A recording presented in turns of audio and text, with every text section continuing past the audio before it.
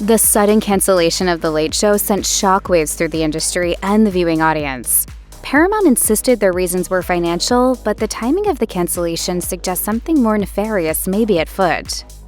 Next year will be our last season. The network will be ending The Late Show in May.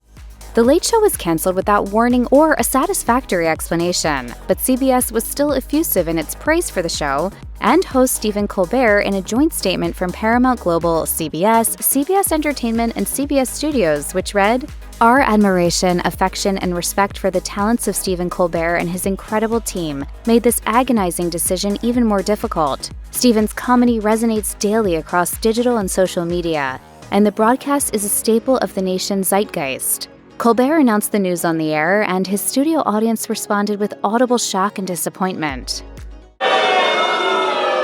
Yeah, I share your feelings. On air, Colbert handled the news with grace, saying, "I do want to say that the folks at CBS have been great partners. I'm grateful to you, the audience. I am extraordinarily deeply grateful to the 200 people who work here. It is a fantastic job. I wish somebody else was getting it." I'm not being replaced. This is all just going away. The final episode will air in May 2026, so Colbert and his team have 10 months to wrap up The Late Show, but it will certainly feel different with the end looming. 10 months is also ample time for speculation to run wild and investigations to be conducted.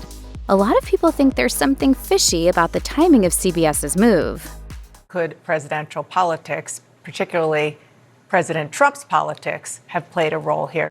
In their official statement, CBS made sure to stress that there is absolutely nothing at all, sus about the out-of-the-blue axing of their flagship late-night series, writing, "This is purely a financial decision not related in any way to the show's performance, content, or other matters happening at Paramount." But is this a case of they protest too much?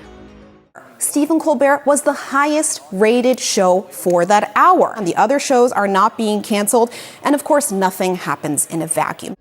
Plenty of people are concerned that the other matters Paramount vehemently denies are related to the massive corporate merger pending between Paramount Global and Skydance Media, a merger that, incidentally, requires FCC approval.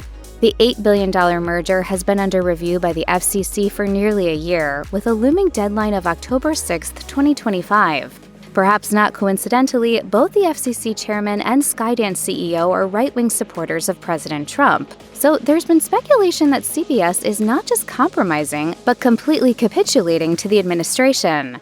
After all, the FCC has made their agenda clear. They've gutted public media and targeted so-called woke outlets. And if there's any doubt about the department's willingness to use their power to assert the Trump administration's agenda, on March 21, 2025, FCC Chairman Brendan Carr told Bloomberg, "Any businesses that are looking for FCC approval, I would encourage them to get busy ending any sort of their invidious forms of DEI discrimination." You've been learning tools to fight racism, sexism, and other hateful behavior in the workplace. This training video will help you unlearn all that. Shortly before The Late Show was canceled, Paramount settled a $16 million lawsuit with Trump in a move that was widely seen as bending the knee to the FCC. In fact, 3 days before being canceled, Colbert called out the settlement. This kind of complicated financial settlement with a sitting government official has a technical name in legal circles. It's big fat bribe. Senator Elizabeth Warren took to X, posting, "CBS canceled Colbert's show just 3 days after Colbert called out CBS parent company Paramount for its $16 million settlement with Trump, a deal that looks like bribery." Senator Warren is well informed on the matter. Back in May, she opened an official investigation into Paramount's proposed merger. Senator Warren wasn't the only politician to speak out about the Late Show cancellation. Senator Adam Schiff, who was a guest on Colbert's show the night of the announcement, posted on X, "Just finished taping with Stephen Colbert, who announced his show was canceled. If Paramount and CBS ended The Late Show for political reasons, the public deserves to know, and deserves better." And Senator Martin Heinrich posted simply, "CBS sells out, again." Former Congressperson Adam Kinzinger urged his ex-followers to cancel their Paramount Plus subscriptions. Congressperson Pramila Jayapal added her voice to the chorus, writing, "People deserve to know if this is a politically motivated attack on free speech." But there's one person who's celebrating the turn of events, Trump himself.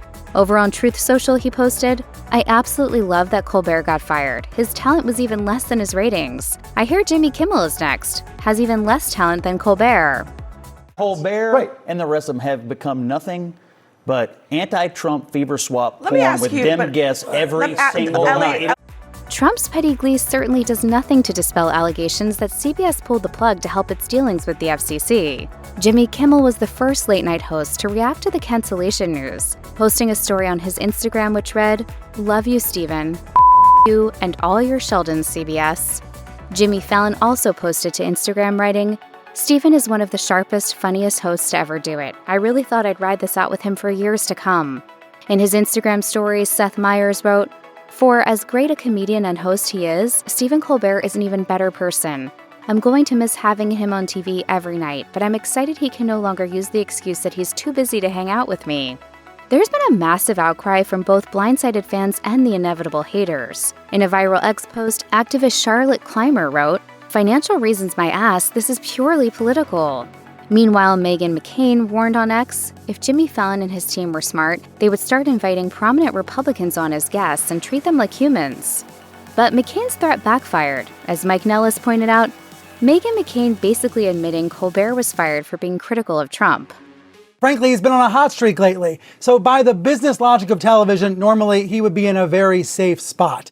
On July 18, 2025, the Writers Guild of America released a statement in support of Colbert, calling on New York State Attorney General Letitia James to investigate Paramount, writing, "The Writers Guild of America has significant concerns that the Late Show's cancellation is a bribe, sacrificing free speech to curry favor with the Trump administration as the company looks for merger approval." The statement goes on to suggest that the bad faith termination of the show was due to political pressure, something which is dangerous and unacceptable in a democratic society. It went on to read, "We call on our elected leaders to hold those responsible to account and to assure the public that Colbert and his writers were not censored due to their views or the whims of the president." Paramount's decision to cancel The Late Show may have seriously backfired by shining a far brighter spotlight on their proposed merger with Skydance.